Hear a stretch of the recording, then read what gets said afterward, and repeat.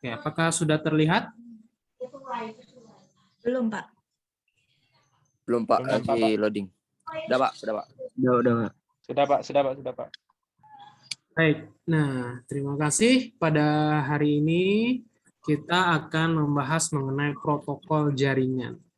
Nah, kalau kalian pernah mendengar kata protokol, itu misalnya protokoler. Nah, itu adalah aturan ya, atau tata cara pelaksanaan. Nah, jadi protokol itu adalah sekumpulan aturan yang mengatur cara komunikasi perangkat telekomunikasi. Perangkat telekomunikasi itu kan berbeda-beda. Ada yang dari Samsung, ada yang dari Toshiba, ada yang dari Acer, ada yang dari Asus. Nah, lalu supaya mereka semua berbeda-beda jenis itu bisa saling berkomunikasi, dibuatlah satu aturan. Aturan-aturan tersebut, misalnya untuk mengirim email ada aturannya, untuk mengakses web ada aturannya, server web kan biasanya menggunakan Linux, kita menggunakan Windows. Supaya bisa komunikasi itu gimana? Ada aturannya. Jadi supaya bisa bertukar informasi antar komputer itu ada yang disebut dengan protokol. Jadi protokol adalah sekumpulan aturan-aturan yang mengatur cara komunikasi antara perangkat telekomunikasi sehingga dapat terjadinya perpindahan data antara satu komputer ke komputer yang lainnya. Kenapa kalian bisa mengirim foto, bisa mengirim chat, bisa mengirim suara antara satu perangkat dengan perangkat yang lainnya yang berbeda jenis? Karena ada aturan dalam pengiriman datanya, ada aturan dalam komunikasinya. Itulah yang dinamakan protokol. Ya, Shirley. Tanyakan, kalau ada yang mau ditanyakan, saya sambil jelasin boleh di kolom chat ya.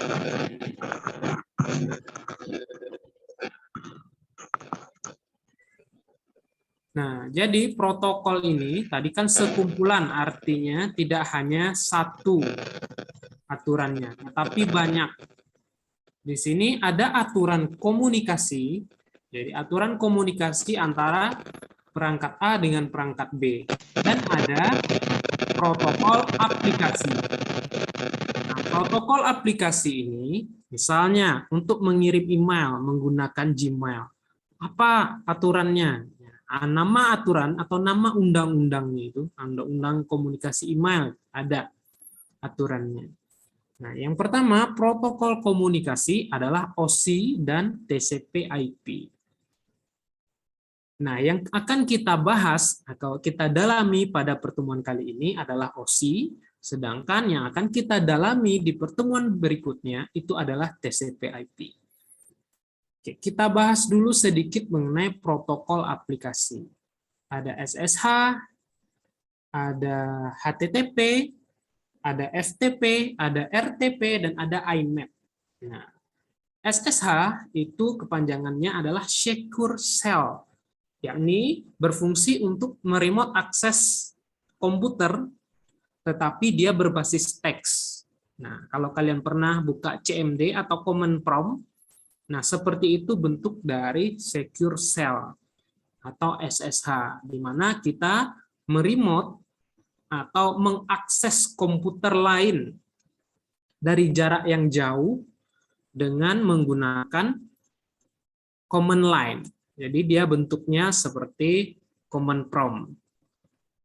Nah, lalu yang kedua, protokol HTTP atau HTTPS. Nah, ini adalah aturan dalam mengakses website. Jadi kalau ada alamat web HTTP www.stkipmb.com, nah, HTTP-nya itu adalah aturannya, protokolnya.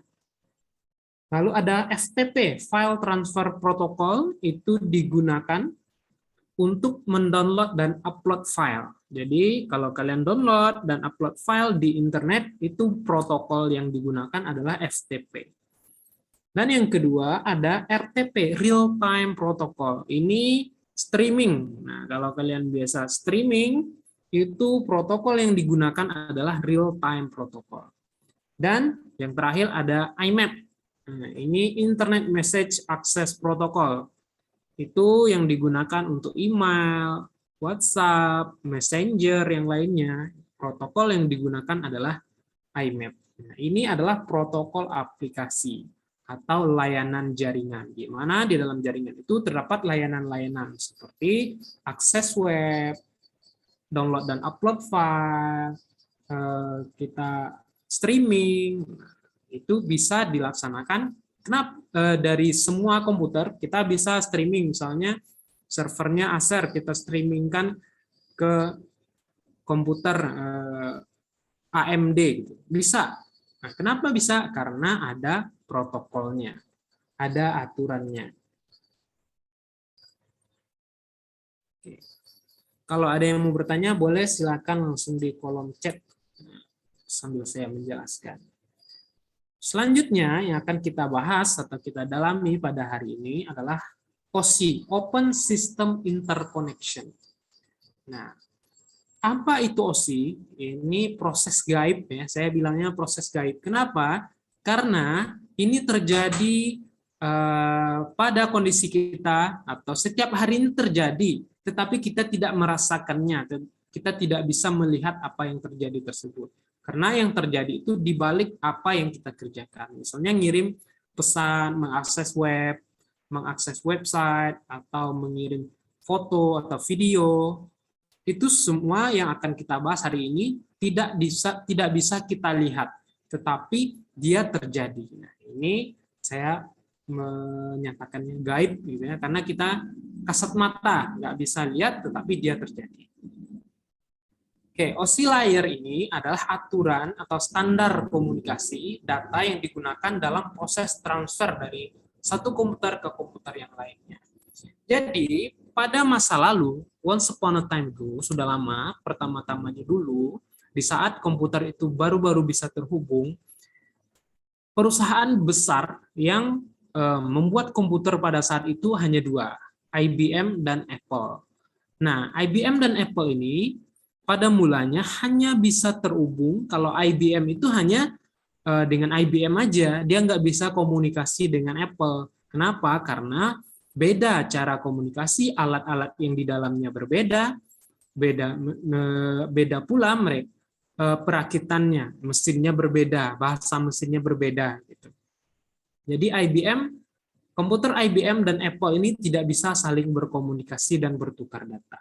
Nah, pada tahun 1947 dibuatlah standar supaya IBM dan Apple ini bisa saling berkomunikasi. Nah, standar atau aturan komunikasi tersebut dinamakan OSI, Open System Interconnection, di mana kedua merek IBM dan Apple ini bisa saling terkoneksi. Nah, sini kan katanya Open System Interconnection. Nah, interconnection itu lintas merek. Jadi tujuan OSI ini adalah untuk membuat standar aturan komunikasi sehingga dapat terjalin interkomunikasi antar merek dari sistem atau mesin yang berbeda tanpa memerlukan perubahan yang signifikan pada hardware dan software. Jadi mereka bisa pakai hardware IBM, bisa pakai hardware Apple, nggak harus mereka sama hardware-nya, tetapi bisa saling komunikasi. Inilah tujuan dari dibuatnya protokol OSI, supaya antar merek bisa saling komunikasi. Nah, ada 7 layer atau ada 7 langkah-langkah dalam komunikasi datanya. Ada application, presentation, session, transport, network, data link, dan physical. Ini akan kita lihat gimana sih. Nah, yang pertama, application. Layer yang pertama, application, ini adalah layer yang berhubungan langsung dengan pengguna. Nah, kalau kita mengakses web, itu langsung berhubungan dengan kita protokolnya. Yang kita gunakan protokolnya adalah HTTP. Lalu kalau kita ngirim email, itu langsung berhubungan dengan kita kan? Langsung manusia yang langsung berhubungan dengan protokol tersebut. Namanya application layer atau aplikasi. Aplikasinya apa yang kita gunakan? Mozilla, Google Chrome, atau email, atau yang lainnya. Lalu ada presentation layer. Nah, presentation layer ini menentukan format data, konversi data, dan enkripsi data. Kalau kita mau mengirim file gambar, itu formatnya adalah JPEG, PNG, GIF. Itu kan ada formatnya.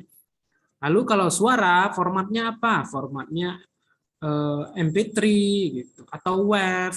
Nah, kalau tulisan formatnya apa? Apa teks. Nah, jadi layer presentation inilah yang menentukan format datanya. Lalu yang ketiga ada jadi dari format data ini, nah komputer kan bisa membaca data yang data biner atau 0101. Dari format tersebut, layer presentation merubahnya ke dalam bentuk biner, lalu dienkripsi. Nah, dienkripsi supaya tidak dilacak gitu. Supaya dienkripsi supaya tidak mudah dilacak dalam pengiriman data.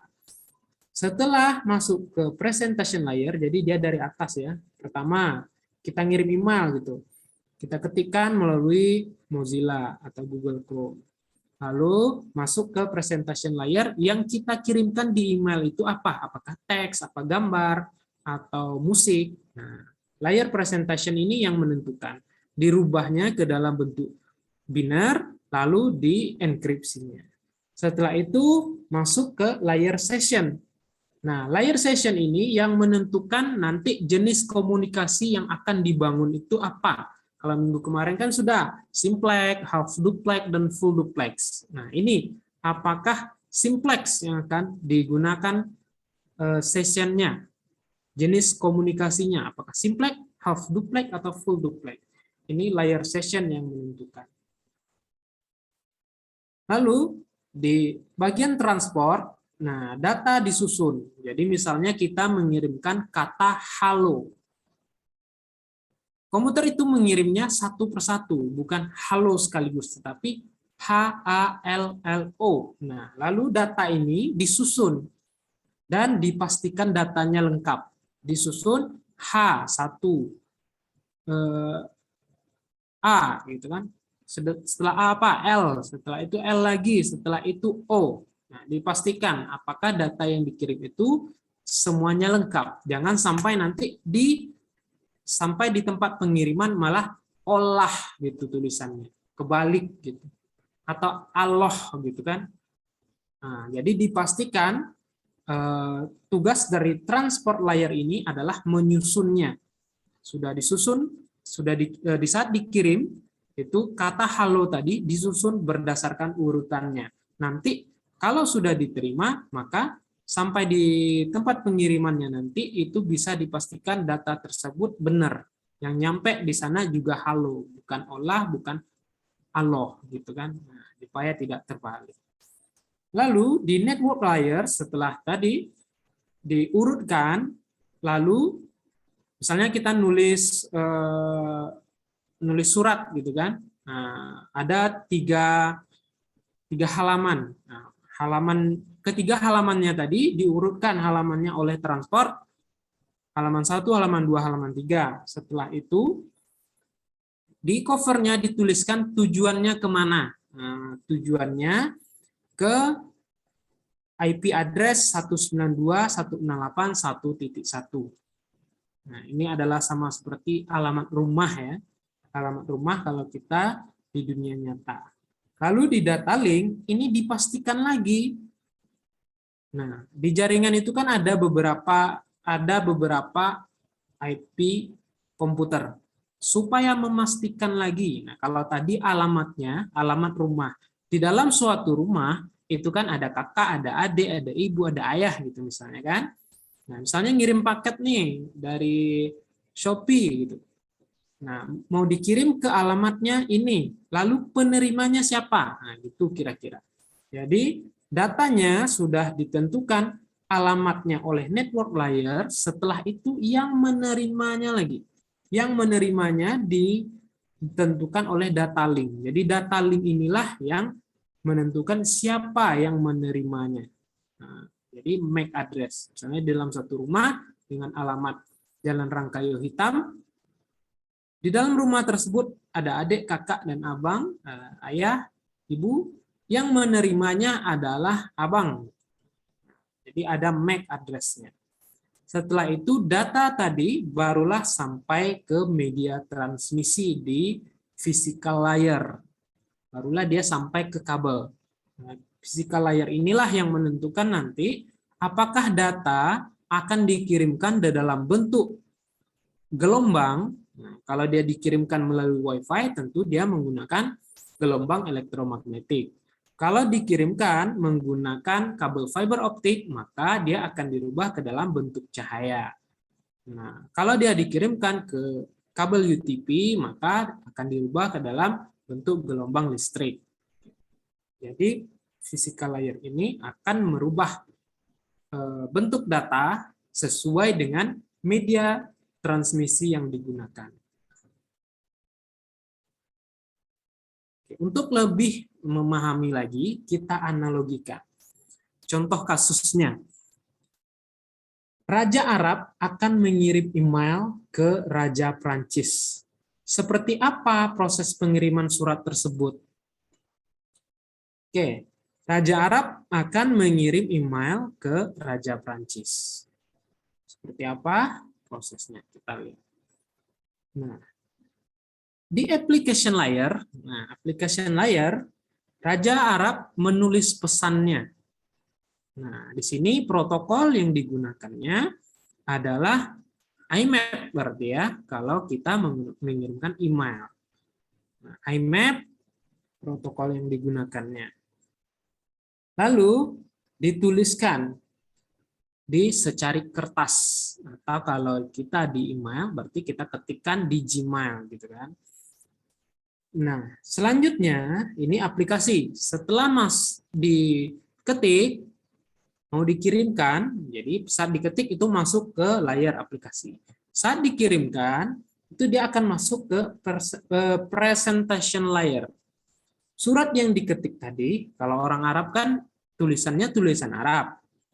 Nah, supaya bisa dibaca oleh orang Prancis, Raja Prancis, maka tulisannya tentu harus dirubah ke tulisan ABCD gitu kan. Nah, presentation layer inilah yang merubah atau menentukan data tadi.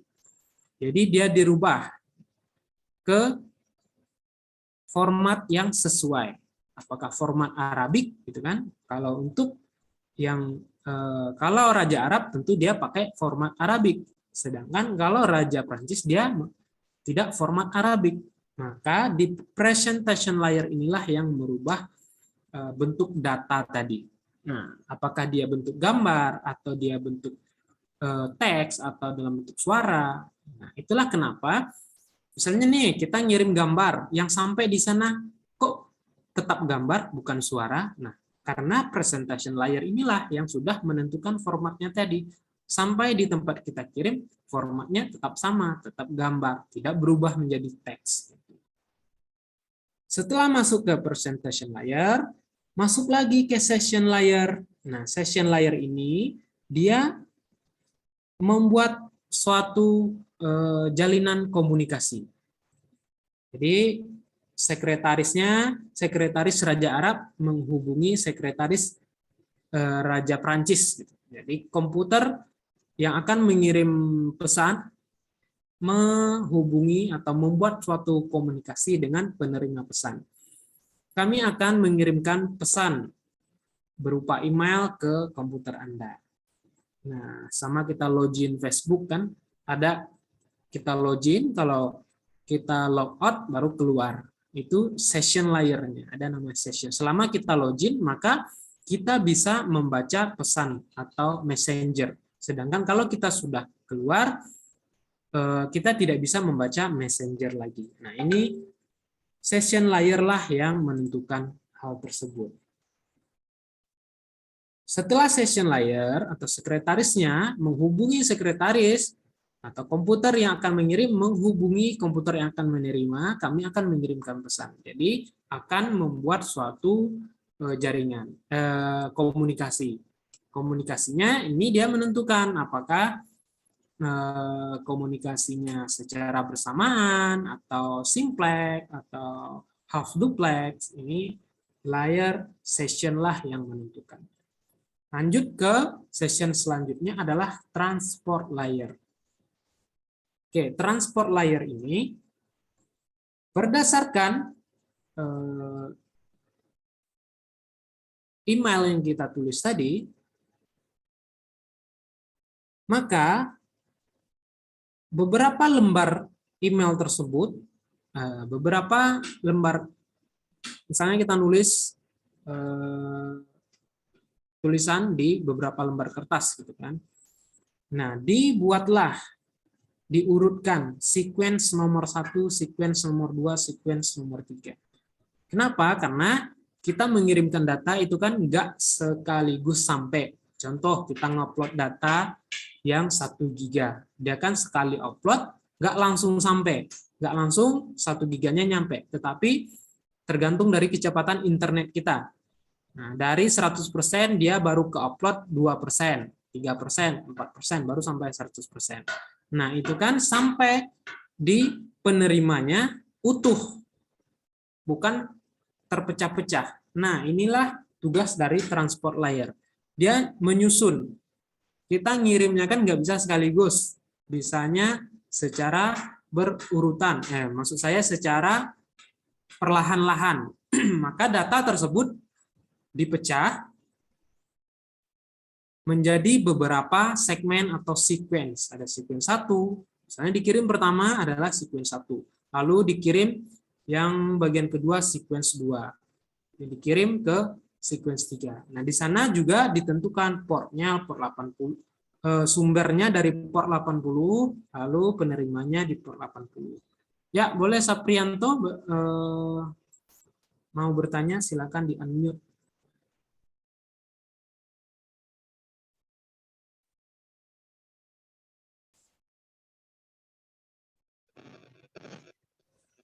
Oke, silakan Saprianto, sambil saya jelaskan. Ya, silakan.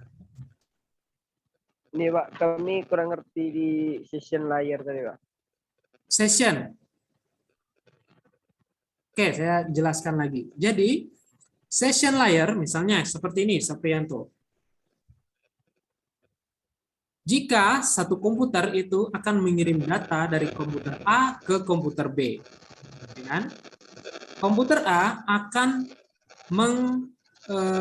membuat komunikasi awal untuk menentukan apakah komputer B ini nyala atau enggak, ada atau tidak, gitu.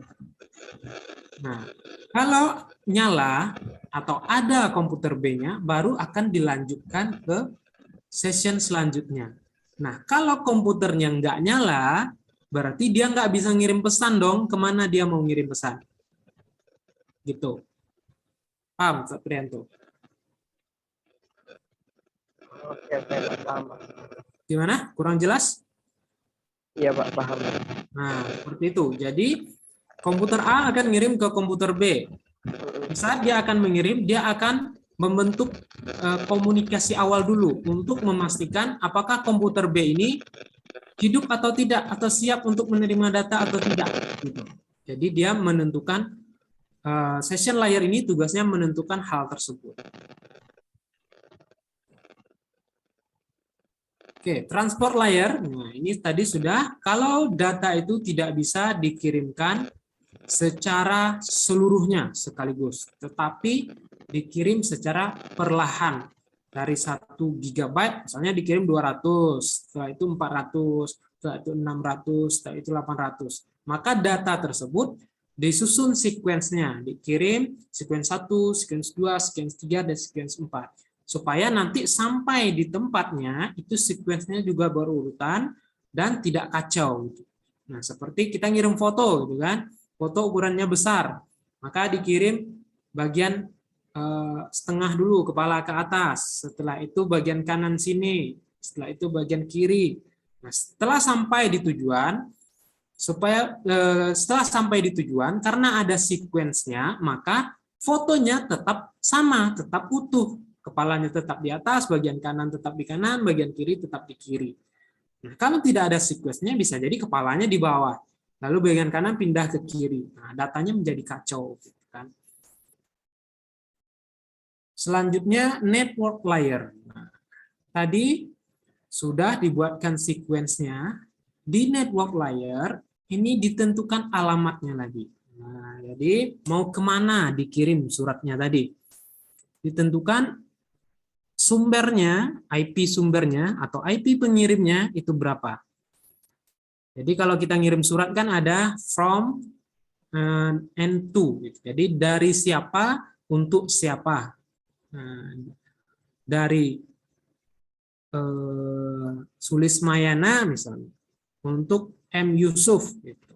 Alamatnya di mana, si pengirimnya alamatnya di mana, Sulismayana di Kuamang misalnya, untuk Yusuf di Jalan Rangkayo Hitam gitu misalnya. Jadi ditentukan di sini alamatnya dulu. Nah, network layer ini menentukan alamat. Dimasukkan alamat sumbernya, lalu ditentukan lagi alamat tujuannya.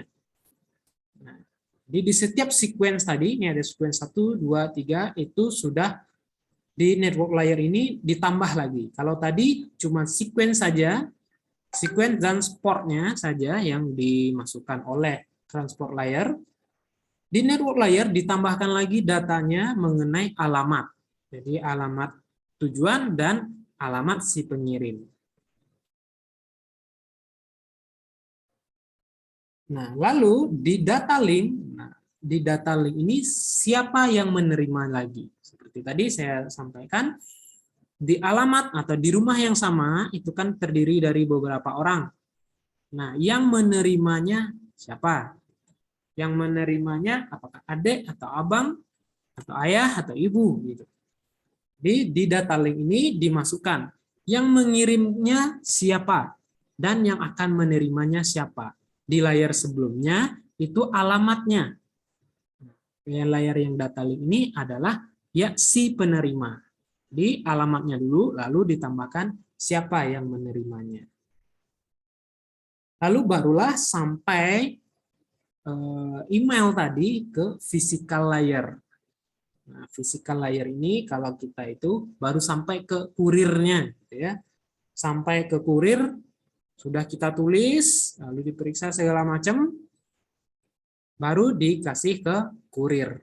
Nah, physical layer inilah yang menentukan tadi apakah lewat jalur darat, jalur udara, atau jalur air. Gitu. Apakah lewat Wi-Fi akan dikirim, atau lewat kabel UTP, atau lewat kabel fiber optik. Physical layer inilah yang menentukan. Lalu emailnya dikirim melalui media transmisi. Nah, media transmisi itu ada kabel fiber optik, ada jaringan Wi-Fi, ada satelit, macam-macam. Ada. Nanti kita akan bahas lebih mendalam mengenai media transmisi pada submateri media transmisi. Nah, setelah melalui media transmisi, data tersebut sampai ke komputer tujuan atau sampai ke Raja Arab, Raja Prancis tadi ya. Raja yang mengirim Raja Arab, yang menerima Raja Prancis. Sampai ke komputer Raja Prancis, masuk ke physical layer. Nah, physical layer di Raja Prancis ini, misalnya dia pakai jaringan fiber optik. Nah, jaringan fiber optiknya akan merubah data dari gelombang cahaya ke bentuk biner. Nah, kalau tadi di komputer Raja Arab ini, dia merubah dari komputer data biner ke dalam bentuk data yang bisa ditransmisikan sesuai dengan media transmisinya. Nah, kalau sampai di komputer Raja Prancis itu kebalikannya lagi. Dari bentuk data yang ditransferkan melalui media transmisi, kita misalkan melalui fiber optik, berarti gelombang cahaya, physical layer-nya merubah data tersebut ke dalam bentuk data biner. Nah, lalu data link layer tadi memeriksa, oke, ini ada surat, apakah surat ini untuk saya atau tidak, gitu kan? Dari siapa suratnya? Nah, diperiksanya bahwa ini surat dari Raja Arab untuk saya, Raja Prancis. Nah, lalu data link layer ini, kalau misalnya bukan untuk dia nggak sampai ke tahap aplikasi, nggak dibaca, dia stop. Gitu. Lalu lanjut ke physical layer. Kalau ini, setelah data link layer, dia lanjut ke network layer. Jadi setelah dipastikan bahwa benar untuk Raja Prancis, nah lalu dipastikan lagi, ini alamatnya benar nggak ke sini. Tuh. Lalu alamat yang si pengirimnya itu siapa? Nah, kalau kalian buka email kan jelas emailnya dari siapa. Sebenarnya IP yang mengirim email tersebut juga ada, tetapi tidak ditampilkan di Gmail itu. Nah, di belakangnya itu ada, tapi tidak ditampilkan. Nah, sama seperti misalnya kan banyak terjadi pembulian di sosial media. Mungkin yang tidak mengetahui hal tersebut, saya berada di Morobungu nggak akan tahu dia adanya di Kalimantan misalnya. Saya bully aja dia, nggak akan tahu, nggak akan bisa mereka nyari saya. Itu sebenarnya ada, bisa dicari kalau kita lapor ke polisi misalnya. Nanti pihak kepolisian berhak untuk mengetahui di mana kita. Nah, begitupun dengan handphone kita pada saat sekarang ini, itu di providernya semua datanya ada. Sekarang sinyalnya berapa bisa dilihat, lalu baterainya berapa, kita berada, titik koordinat kita berada itu bisa dicek. Nah, itu jangan menganggap bahwa mereka nggak akan tahu saya ada di mana, tapi bisa diketahui karena itu tidak diperlihatkan di bagian depan, tetapi di bagian belakang atau di belakang layarnya itu ada di bagian sistemnya. Nah, kita kembali ke sini di network layer ini dipastikan bahwa siapa, di mana alamat pengirimnya dan yang menerimanya benar nggak saya, benar nggak alamatnya di rumah saya. Lalu transport ya, setelah network lalu transport layer. Nah, di transport layer ini tadi ada 3 halaman. Maka transport layer akan menyusunnya kembali dan memastikan bahwa tidak ada halaman yang tertinggal. Supaya tidak ada data atau informasi yang hilang. Lalu masuk ke session layer tadi. Oke, apakah pesan ini itu membutuhkan konfirmasi apakah pesannya sudah dikirim atau dibaca atau belum, gitu. Bagian session layer. Kalau kita kirim WA kan ada tandanya sudah dibaca atau belum. Nah, itu session layer yang bertugas. Lalu masuk ke presentation layer. Nah, tadi kan datanya kalau Raja Arab itu berarti datanya data tulisannya dalam bentuk bahasa Arab. Sekarang di komputer Raja Prancis itu datanya sudah berubah ke teks normal. Di presentation layer inilah yang merubahnya. Misalnya Raja Arab ini komputernya Asar, sedangkan Raja Prancis ini komputernya Toshiba. Setelah sampai di Toshiba tetap bisa dibaca karena ada presentation layer inilah yang merubah datanya supaya bisa dibaca oleh komputer atau laptop yang Toshiba.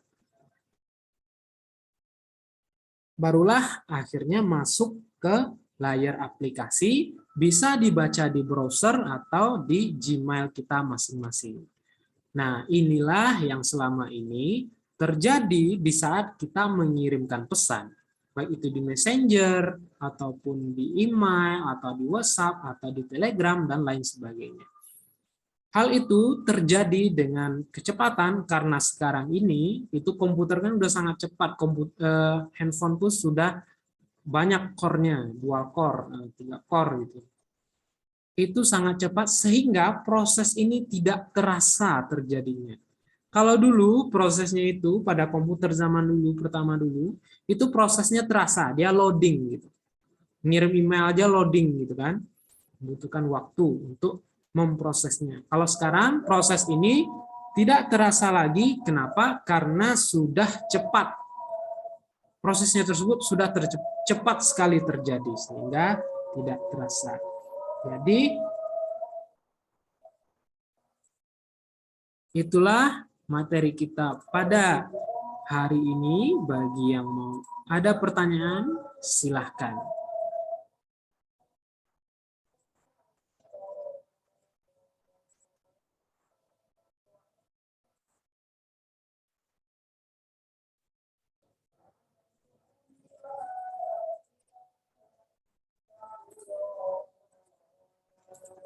Jadi proses pengiriman data tadi seperti ini. Mulai dari layar application, ke presentation, lalu ke session, transport, network, data link ke fisikal, baru melalui media transmisi, baru sampai ke komputer tujuan, masuk lagi ke layar fisikal, lalu di data link, lalu menuju network, setelah itu ke layar transport, layar session, layar presentation, dan baru sampai ke aplikasi. Nah, inilah proses yang tidak kita rasakan lagi pada saat sekarang ini, karena komputer itu sudah sangat cepat.